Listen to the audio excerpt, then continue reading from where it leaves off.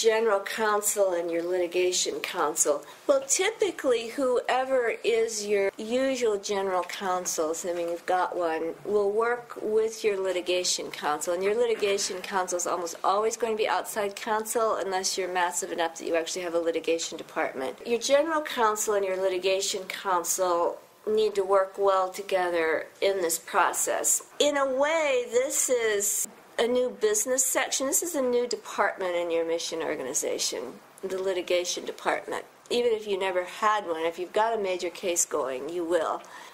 You may not love your litigator, but you're going to be tied at the hip for about 3 years, if you're lucky.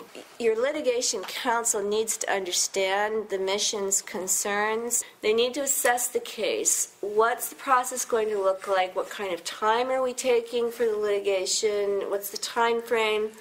How much is it going to disrupt the organization's work? What kind of spin-off litigation is there? And then your general counsel will be responsible for working with your executives and your board to figure out how you're going to manage some of those issues. Your litigator needs to be working closely with your general counsel so that the process of managing the litigation is consistent with what the organization's goals are. For instance, do you need to get the liability out of the way so you can merge with another organization? Maybe PR is your absolute top goal, and your litigator needs to understand that, and that you're willing to pay 3 times as much to stay out of the newspapers because that's your goal.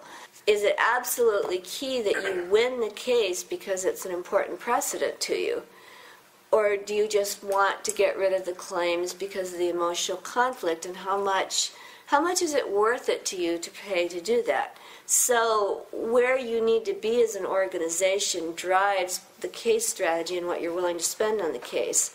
Your general counsel should work with your litigators on how to reduce cost. One way to keep costs down can be to have a certain amount of work done inside the organization rather than having the litigation counsel have it done at the hourly cost. On the defense side, litigation is practically always on an hourly basis because there's just no way to know how much time everything's going to take. On the plaintiff side, it's based on the percent of the recovery.